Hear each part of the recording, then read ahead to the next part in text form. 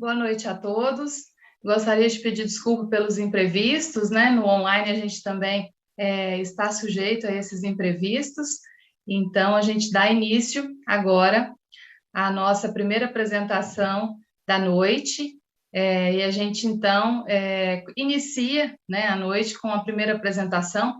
Gostaria de agradecer em nome de toda a diretoria da Associação Brasileira dos Criadores de Girolando, a toda a equipe técnica, né, que está trabalhando nesse evento com muito brilhantismo, toda a equipe da Associação Brasileira dos Criadores de Girolando, vestindo a camisa em mais um evento, né, levando a vocês informações nessa noite de hoje, levando, então, informações a todos os produtores de leite. Eu gostaria de agradecer também aos 14 países, né, aos amigos, aos produtores de leite, técnicos de 14 países que estão presentes conosco, não só hoje, mas estiveram presentes também ontem e anteontem, durante esses 3 dias. Eu vou compartilhar agora com vocês a minha apresentação, para a gente mostrar um pouquinho do que a gente tem trabalhado ao longo desses últimos anos. Então, vou mostrar um pouquinho para vocês sobre a raça Girolando e a sua evolução, né, os critérios de seleção, né, o que realmente a gente tem trabalhado nesses últimos anos. Então, atualmente, à frente da PAD, uma consultoria pecuária, e ultimamente dividindo o tempo aqui da maternidade com a Ana, mas sem deixar de jeito nenhum as vacas de lado. Então, trabalhando aí em tempo com a Ana e também com o gado de leite, que é paixão. Então, dividindo aí o tempo de trabalho. E é uma honra falar um pouquinho do Girolando, né? Essa raça genuinamente brasileira, made in Brasil, que tanto faz diferença no nosso país e no mundo tropical. Então, o surgimento da raça, né, quando a gente vê, então, as primeiras histórias da década de 40, né, eu acho que é importante a gente mostrar primeiro também essa foto que representa a seleção empírica, né, baseada apenas na avaliação visual, né, uma foto aí do final da década, mostrando, então, esses primeiros cruzamentos, mostrando, então, o que foi trabalhado, então, no início do Procruza.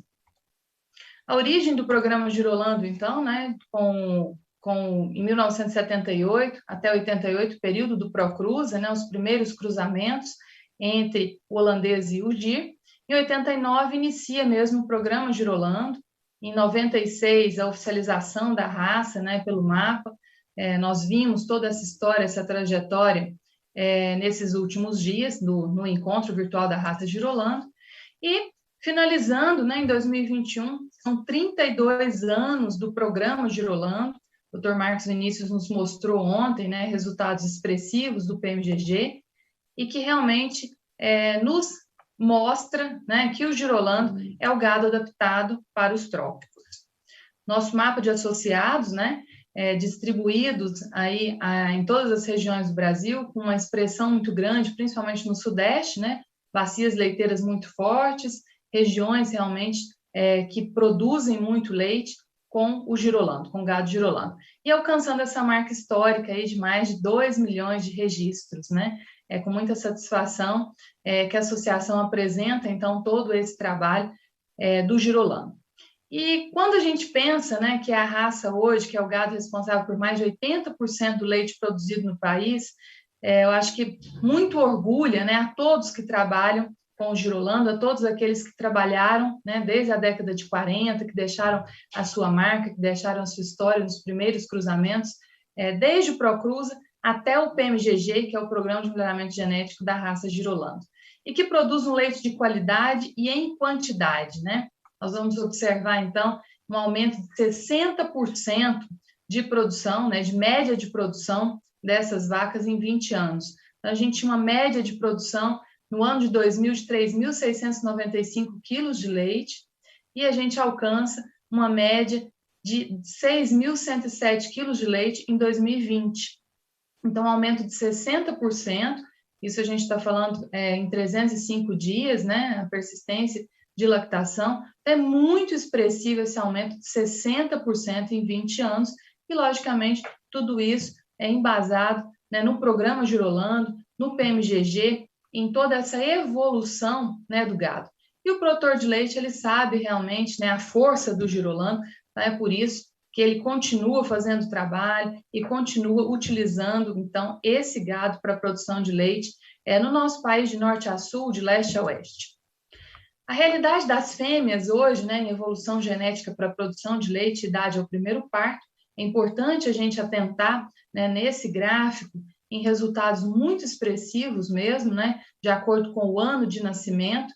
Então, a gente observa realmente uma evolução, né, em médias de produção de leite e também quando a gente faz uma análise, então, né, de idade ao primeiro parto, né? Então, a redução de idade ao primeiro parto e um aumento na produção de leite, logicamente levando, então, a maior eficiência, rentabilidade, né, a um ganho, então, muito expressivo para atingir patamares elevados de produção e precocidade.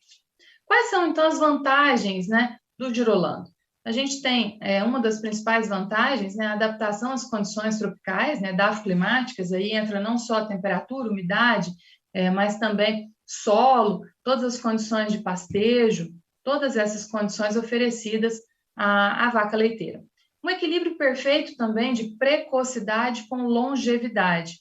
Isso significa a vida útil produtiva, né, dessa vaca. E um equilíbrio perfeito, eu digo ainda, da produtividade com a composição de leite, né? Então, leite realmente com alto teor de proteína, de gordura, de sólidos totais, o que realmente faz toda a diferença. E outras vantagens também importantes, como a fertilidade, a rusticidade, a endo e ectoparásitos, e principalmente a saúde, né? É muito importante quando a gente faz uma avaliação do que o produtor de leite gasta com medicamentos, com toda essa parte de cuidado com o animal. Então, o gado Girolando, com essa saúde, com essas vantagens, realmente tem uma redução, né, no gasto operacional no dia a dia da fazenda. Uma outra vantagem também interessante é a versatilidade, né, no uso das frações raciais, que são os CCGs, que são cruzamentos sob controle de genealogias, né, e a conformação funcional. Então, gostaria de colocar aí o que a gente teve de evolução na parte de estrutura, força leiteira, apruns e também sistema mamário e úbero. E lógico que a gente tem uma vaca também muito bonita, né, que agrada muito aos olhos. Então, além de ser produtiva, de ser funcional, de ser rentável, né, o gado Girolando é muito expressivo, é muito bonito na sua composição de pelagens, né, são 76 variações de pelagens, então são vacas realmente que enchem o balde e enchem também os nossos olhos. E lógico, levando para a mesa do consumidor, além do leite, todos os derivados lácteos também de muita qualidade e realmente alimentando as pessoas, né? Acho que esse é um papel do produtor de leite, né? Alimentar e encher a mesa do consumidor realmente de um produto nobre e realmente muito saudável. E quando a gente volta, então, né, aos produtores de leite, é uma raça, é um gado que atende às necessidades de diferentes sistemas de produção e manejo. Ela atende às necessidades dos pequenos, dos médios, dos grandes produtores, né? E se adapta facilmente em qualquer sistema de produção. Logo mais a gente vai ter a palestra sobre sistemas de produção e a gente observa então essa versatilidade. A raça ela vai muito bem em condição de pastejo e quando a gente oferece também, né, boas práticas de manejo, oferece então um aumento na parte de dieta nutricional, ela responde também em produtividade, em longevidade. Então, é uma raça versátil e que ela atende, né, diferentes sistemas de produção dentro de tudo isso que a gente precisa no nosso país e no mundo tropical. Aqui para a gente mostrar um pouquinho de números, né, já que a gente está falando da evolução do gado Girolando, então de 89 até 2020, é muito expressivo, né, o número de atendimentos, controles e registros genealógicos também efetuados pela Associação Brasileira dos Criadores de Girolando. E aqui eu gostaria de fazer uma homenagem, né, a todos os técnicos de campo que vão até as propriedades e que fazem um trabalho realmente de base, levando informação. Não é só o controle da genealogia, né, não é só o registro, mas também levando a informação ao campo, aos produtores de leite, estando, né, na rotina, no dia a dia da fazenda, contribuindo muito. Então, a nossa homenagem a todos vocês, técnicos da Associação Brasileira dos Criadores de Girolando, que esses números eles só são alcançados realmente com o trabalho de vocês. E uma evolução do número de registros genealógicos, né? Aqui para a gente observar, de 89 até 2020, realmente muito expressivo, né, o crescimento nas últimas décadas. E por que isso? Né? Por que essa preferência pelo gado girolando? Pela produção de leite a pasto, né? A gente tem uma equação onde o fenótipo é a somatória do genótipo mais o meio ambiente e a interação meio ambiente genótipo, né? Então, por isso que essa vaca adaptada, rústica, ela realmente ela é capaz de transformar, né, o volumoso, a forragem, o pasto em leite, que é um alimento tão nobre nessa proteína animal. Então, essa produção de leite a pasto, ela confere realmente um ganho muito interessante, né, do girolando no comparativo com várias outras raças. E a produção a pasto, a gente está pensando no aproveitamento máximo, né, da forragem, tanto nas etapas de recria, de reprodução, de lactação, no período seco, né, das novilhas. Então, é um gado que se adapta muito bem, ela tem estrutura, aprumos com funcionalidade para buscar o seu alimento, né, para caminhar longas distâncias, né, e realmente produzir isso e traduzir tudo isso, esse pastejo, em produção de leite. É importante a gente mencionar um pouquinho, né, dos critérios de seleção dentro disso que a gente está falando de evolução, né, do girolando. Lógico que tem uma busca pela complementariedade do gir com o holandês, né? O produtor de leite hoje, lógico que ele escolhe uma melhor genética para a formação base, né, do seu rebanho, e é muito importante o planejamento genético, né? Onde que a fazenda está e onde que ela quer chegar. Não só em escala de produção de leite, mas, lógico, também de ganhos genéticos, né? Traçar os objetivos de seleção de acordo com o sistema de produção. Né? Se a gente quer uma vaca adaptada para pastejo, onde ela vai realmente ter a necessidade de caminhar longe, de transformar toda essa forragem em leite, é lógico que a gente vai priorizar características como principalmente capacidade corporal, né? A força leiteira, amplitude de peito, capacidade digestória para abrigar rumen, retículo, omaso e abomaso, e a gente vai priorizar também uma vaca de estatura mediana, de peso mediano, de aprumos realmente muito fortes, né? A parte de pernas e pés, para ter essa locomoção com eficiência, e logicamente que a gente vai buscar uma vaca de estrutura óssea adequada. Lógico, se a gente está falando em outros sistemas de produção, podem então ser selecionados outros objetivos, né, prioritários, como a parte, por exemplo, de sistema malho, de forma, de volume, várias outras características a serem selecionadas. Agora a gente entra num ponto interessante, né, como base do gir leiteiro para a formação do girolando. A gente sabe que vários outros países, né, têm a base de formação do gado holandês. Mas o gir leiteiro, ele realmente é muito eficiente em dois pontos. Além da parte do DNA mitocondrial, né, de toda essa parte de Bos taurus índicos, da parte de rusticidade da parte materna, né, que o DNA mitocondrial vai, então, ter interferência nesse primeiro CCG, né, que seria meio sangue. Além disso, a doadora gir leiteira ela é muito eficiente na parte de número de oócitos. Então, a recuperação de oócitos, né, a gente tem uma maior viabilidade, então, da biotécnica de produção in vitro de embriões, com doadora gir leiteiro, onde confere, então, uma maior média de ócitos viáveis, logicamente levando a maior número de embriões produzidos, traduzindo a maior taxa de prenheses também. Quando a gente compara com a raça europeia, quando a base, então, são vacas holandesas, a gente tem um número menor de ócitos, número menor de embriões e número menor médio de prenheses, né? Então, esse é o diferencial hoje, né, do Brasil, com uma base muito sólida de uma população de vacas de leiteiro de muita consistência, que teve uma evolução genética através do Programa Nacional de Melhoramento do Gir Leiteiro também, para fazer toda essa base que a gente observa, né, do CCG meio-sangue.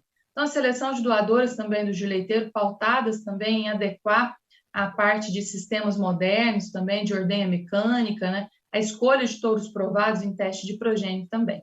E uma evolução também do sistema malho, que, logicamente, isso tudo contribui, né, com o girolando, já que tanto o holandês como o gir-leiteiro, são as bases de formação dos primeiros cruzamentos.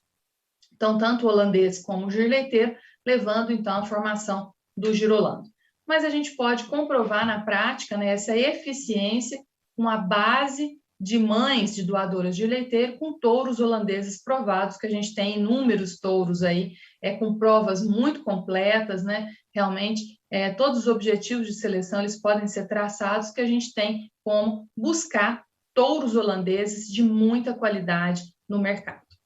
Então, as estratégias de cruzamento, né? É importante que a gente direcione, então, de acordo com as necessidades próprias de cada fazenda, e dentro disso a gente constrói um plano de evolução genética do rebanho, buscando o melhor caminho de acordo com o sistema de produção e contando, logicamente, com técnicos capacitados para direcionar o melhoramento genético. Então, o produtor de leite, ele busca hoje, né, essas informações junto com os técnicos que traçam os objetivos de seleção.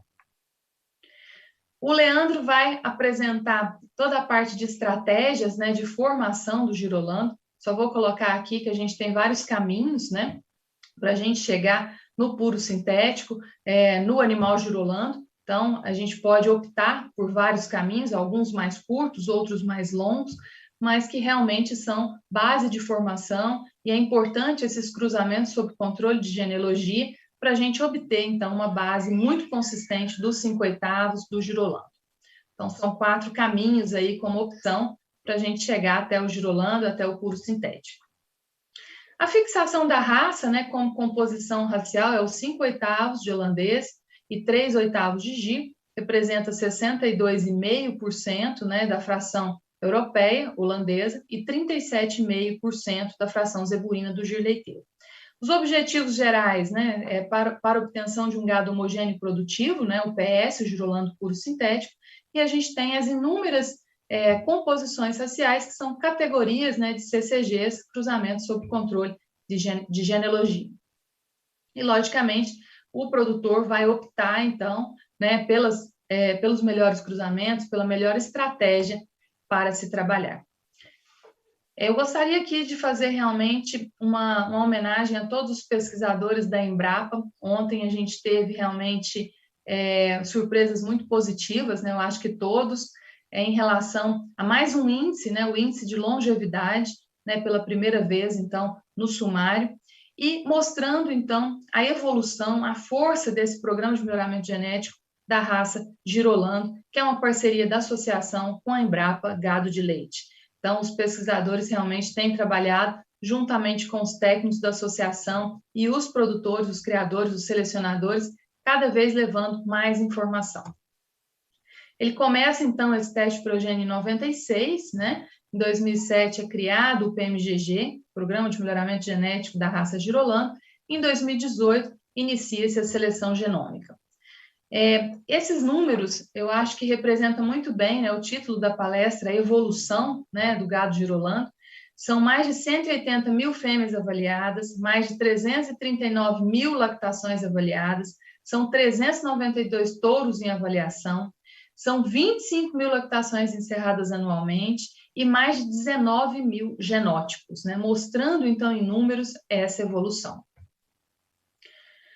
E agora, mostrando um pouquinho a utilização dos reprodutores, tanto gir-holando, como também reprodutores CCGs 3/4, né? Então, o reprodutor 5/8, ele pode ser utilizado na vaca 7/8, na 3/4, na 5/8, na meio-sangue, essa versatilidade de utilização dos 5/8. E o 3/4, né, sendo indicado para vacas 3/4 e também meio-sangue para a obtenção dos 5/8. Só estou pensando aqui essa parte de evolução do que a gente tem, né, como estratégia de cruzamentos, mas o Leandro vai trazer as informações precisas para a gente e o Edivaldo vai trazer as informações precisas do controle leiteiro, de toda a parte de escrituração zootécnica, dos dados que são tão importantes para a gente obter, então, os índices e as informações gerais.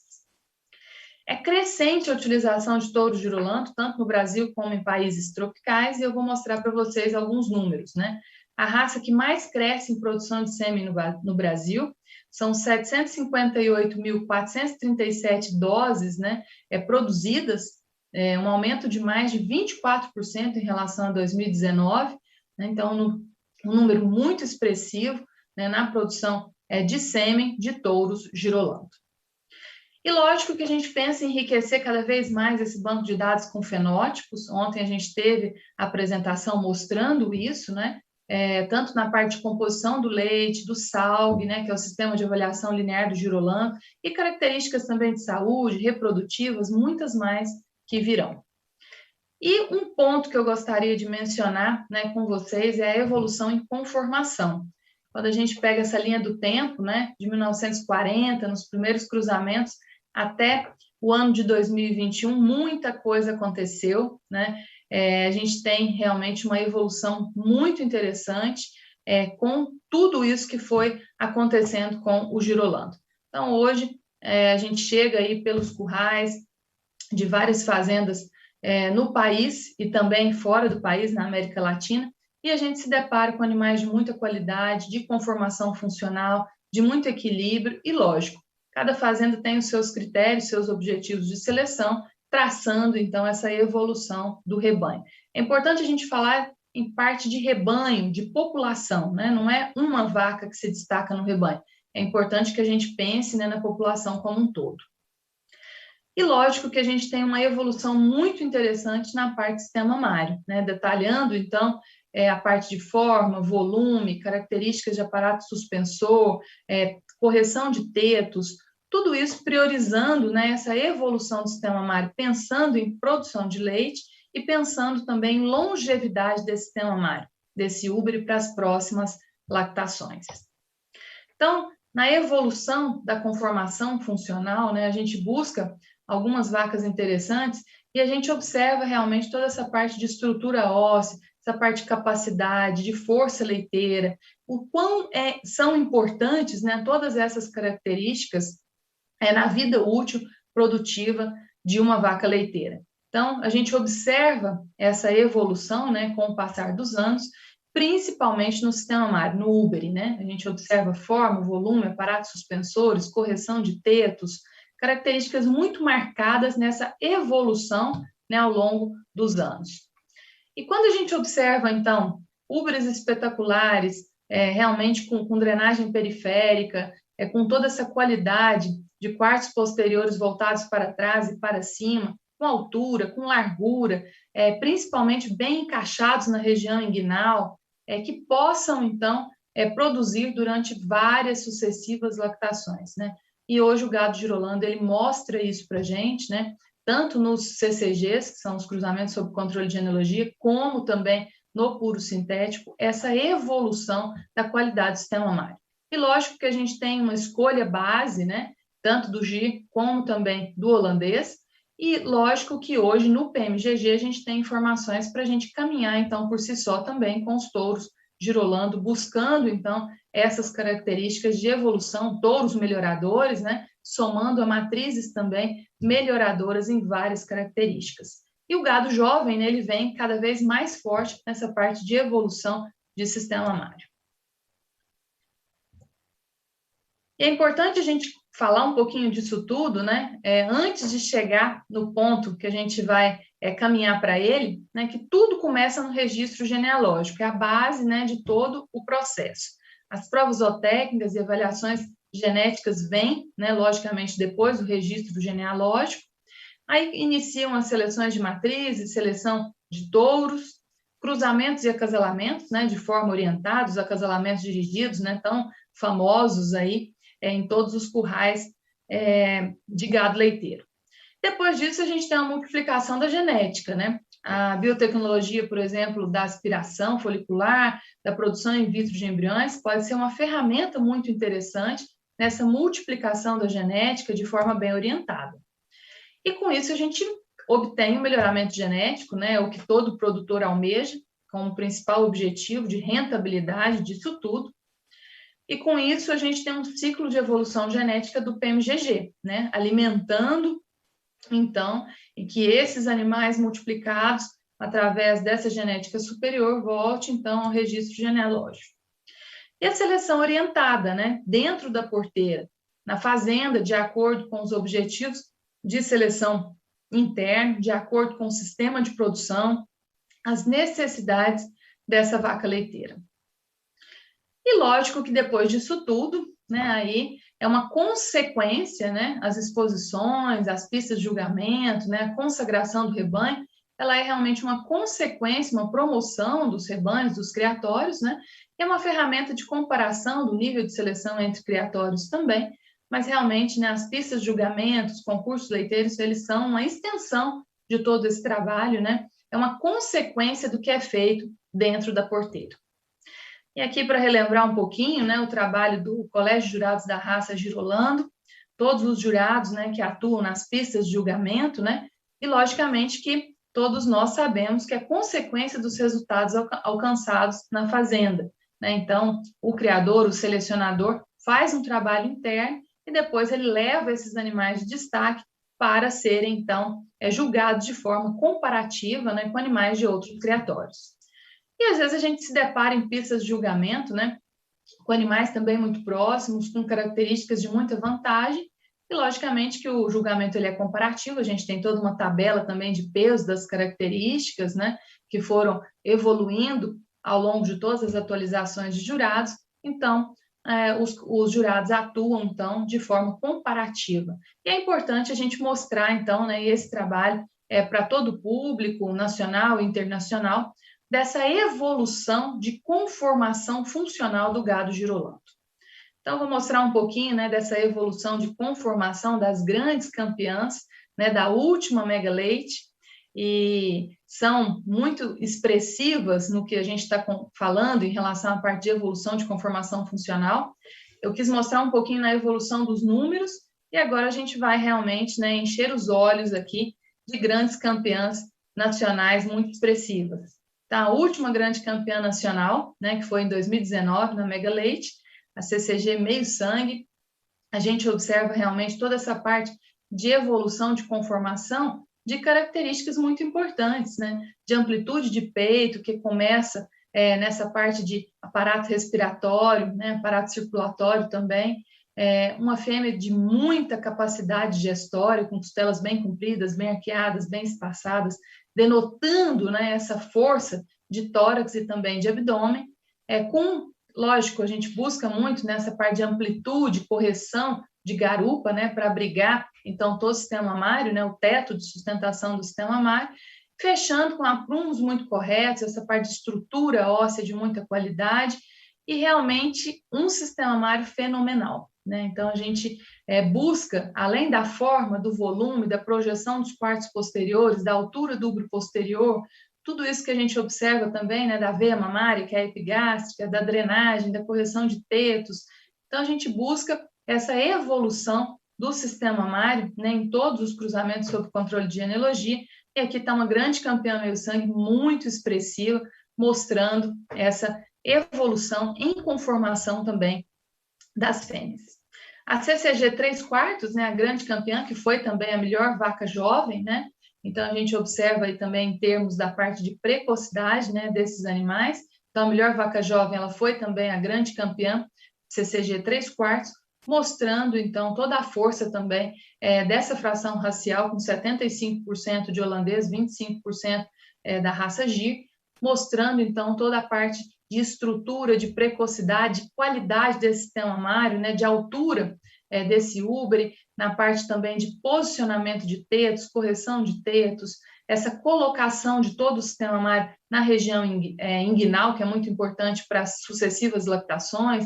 Então, um úbere muito moderno, muito produtivo, uma fêmea muito precoce. E aqui a grande campeã, que também foi a melhor vaca jovem, né, girolando, mostrando essa evolução em características de conformação.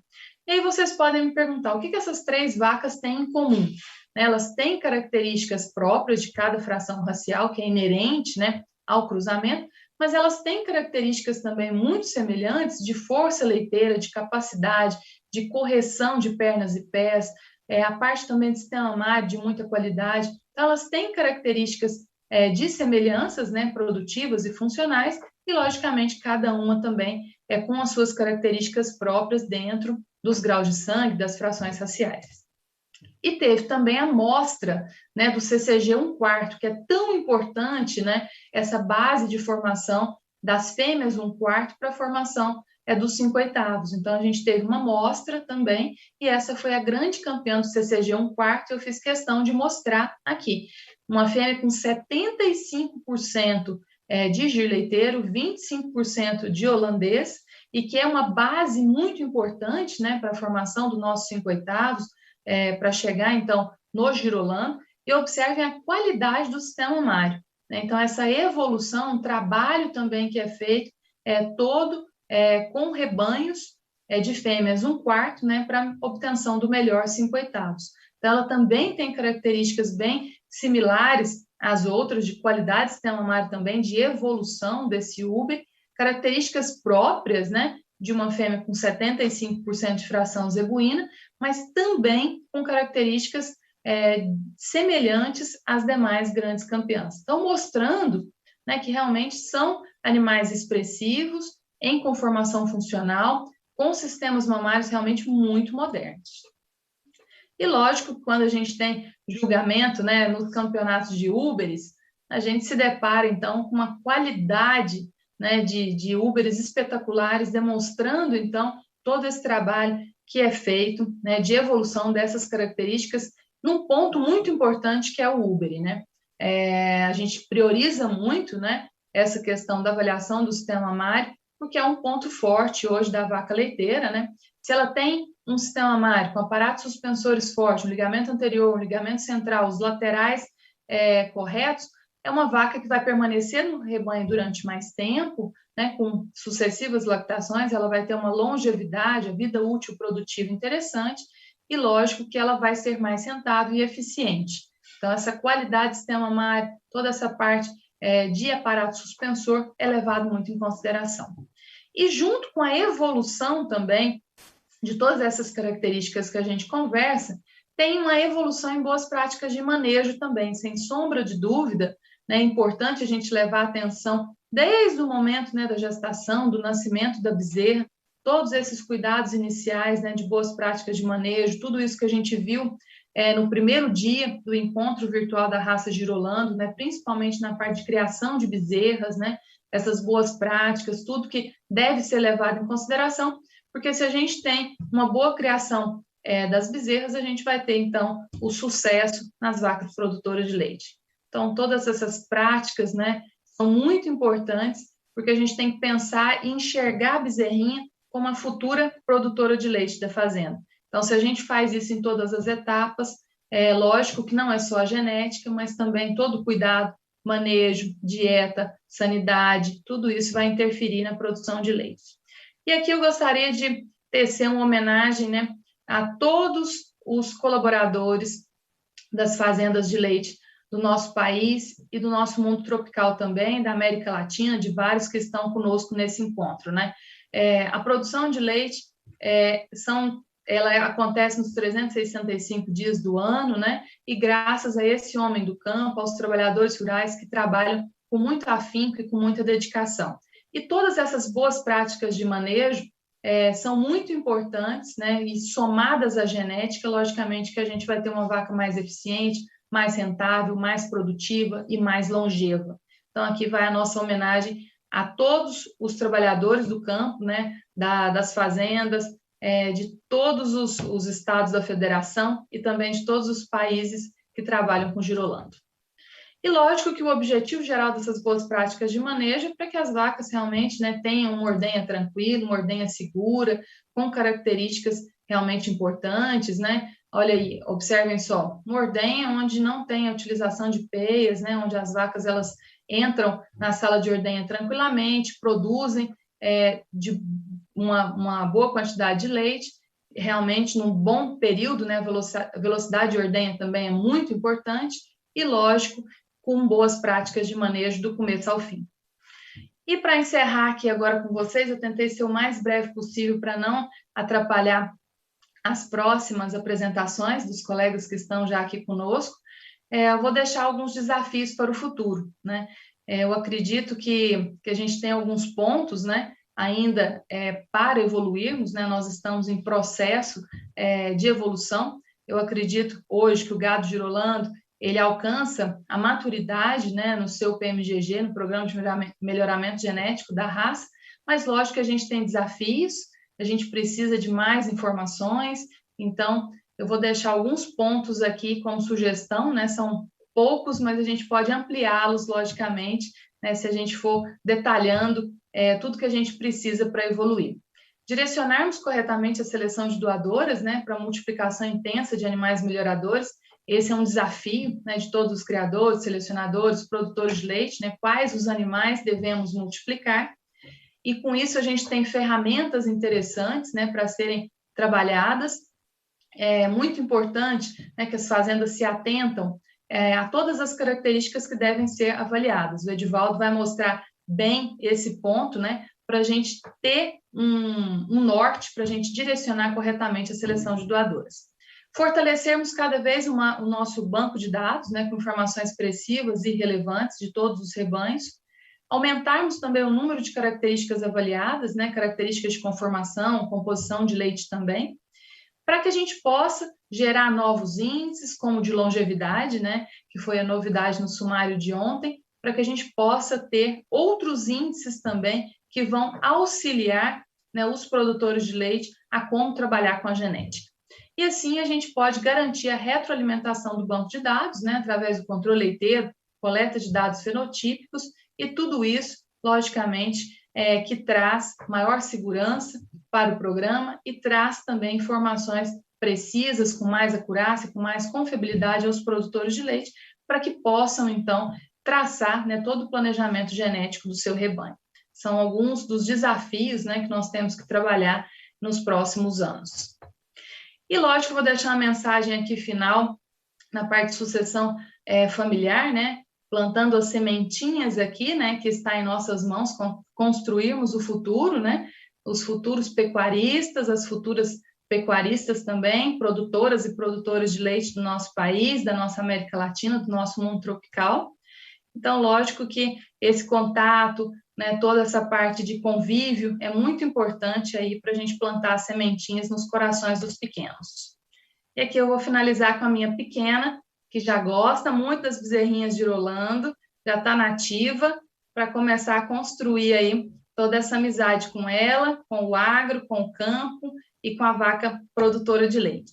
O meu muito obrigada a todos vocês, muitas graças a los amigos de los 14 países que estão com nós outros nesse encontro virtual de la raça Girolando. Thank you very much. E se preparem, fiquem até o final hoje conosco, no encerramento, que a gente tem uma novidade bem interessante a respeito da Mega Leite. Estamos à disposição de todos vocês, na Associação Brasileira dos Criadores de Girolando. É uma honra fazer parte dessa diretoria. Eu aceitei com muito carinho o convite do Odilon e para mim está sendo um aprendizado e eu espero que nos próximos meses aí pós-pandemia a gente possa atuar um pouco mais a campo, próximo de vocês. Nosso muito obrigado na noite de hoje e com certeza fiquem conosco até o final que as próximas apresentações vão trazer informações realmente muito importantes e relevantes a todos vocês. Meu muito obrigado.